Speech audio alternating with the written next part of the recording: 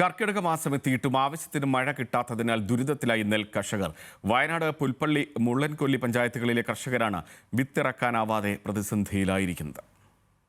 കാലവർഷം പകുതിയായിട്ടും നെൽവയലുകളെല്ലാം വെള്ളമില്ലാതെ വിണ്ടുകീറി കിടക്കുകയാണ്. കേരള കർണാടക അതിർത്തി ഗ്രാമങ്ങളായ മരക്കടവ്, കൊളവള്ളി പ്രദേശങ്ങളിലായി ഏക്കർ കണക്കിന് വയലുകളാണ് കൃഷി ഇറക്കാനാകാതെ തരിശായി കിടക്കുന്നത്.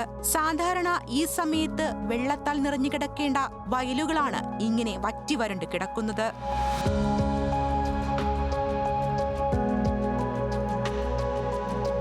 ഇപ്പോഴെങ്കിലും വിത്തിറക്കിയില്ലെങ്കിൽ ഇത്തവണ കൃഷിയിറക്കാൻ സാധിക്കില്ലെന്ന് കർഷകർ പറയുന്നു. ഇത്രയും വയലുകൾ കരവയലായി മാറുന്ന സാഹചര്യത്തിൽ പോലും ജലസംരക്ഷണത്തിനായിട്ട് വയലുകളെ വയലായി തന്നെ നിലനിർത്താൻ വേണ്ട നടപടി പഞ്ചായത്തിൻ്റെ ഭാഗത്തു നിന്നും ഉണ്ടാകുന്നില്ല. ഈ വയലുകളെല്ലാം തന്നെ ജലസേചന സൗകര്യമില്ലാത്ത കൃഷി മുടങ്ങി കവുങ്ങ്, തെങ്ങ്, വാഴ തുടങ്ങിയ വിളകൾക്ക് വേണ്ടിയിട്ട് വഴിമാറുകയാണ്. ഉള്ള വയലുകൾ തന്നെ വെള്ളം പിടിച്ചു നിർത്തേണ്ട സംവിധാനങ്ങളായിട്ടുള്ള വയലുകളെല്ലാം തന്നെ കരവയലായി കരഭൂമിയായി മാറുന്ന ഒരു സാഹചര്യമാണ് ഈ പഞ്ചായത്തിലുള്ളത്.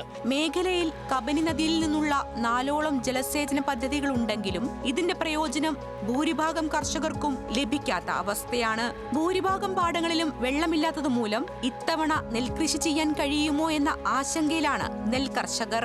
ന്യൂസ് മലയാളം, വയനാട്.